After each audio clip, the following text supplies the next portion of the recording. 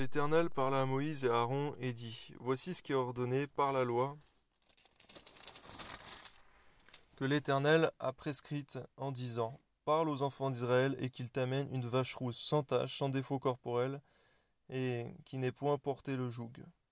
Vous la remettrez au sacrificateur Éléazar qui la fera sortir du camp, et on l'égorgera devant lui. Le sacrificateur Éléazar prendra du sang de la vache avec le doigt, et il en fera 7 fois l'aspersion sur le devant de la tente d'assignation. On brûlera la vache sous ses yeux, on brûlera sa peau, sa chair, son sang, avec ses excréments. Le sacrificateur prendra du bois de cèdre, de l'hysope et du cramoisi, et il les jettera au milieu des flammes qui consumeront la vache. Le sacrificateur lavera ses vêtements et lavera son corps dans l'eau, puis il rentrera dans le camp et il sera impur jusqu'au soir. Celui qui aura brûlé la vache lavera ses vêtements dans l'eau et lavera son corps dans l'eau. Il sera impur jusqu'au soir.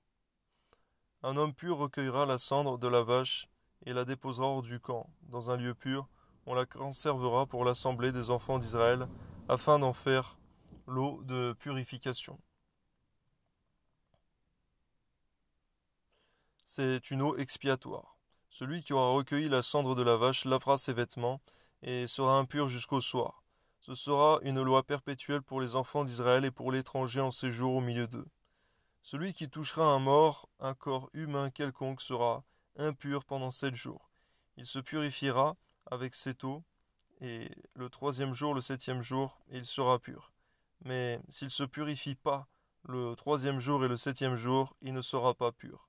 Celui qui touchera un mort, le corps d'un homme qui sera mort, et qui ne se purifiera pas, souille le tabernacle de l'Éternel, celui-là sera retranché d'Israël. Comme l'eau de purification n'a pas été répandue sur lui, il est impur, et son impureté est encore sur lui. Voici la loi, lorsqu'un homme mourra dans une tente quelconque, quiconque entrera dans la tente et quiconque se trouvera dans la tente sera impur pendant 7 jours.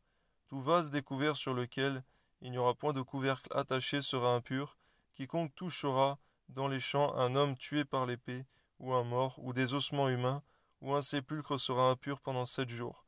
On prendra, pour celui qui est impur, de la cendre de la victime expiatoire qui a été brûlée, et on mettra dessus de l'eau vive dans un vase. Un homme pur prendra de l'hysope, et la trempera dans l'eau, puis il en fera l'aspersion sur la tente, sur tous les ustensiles, sur les personnes qui sont là, et sur celui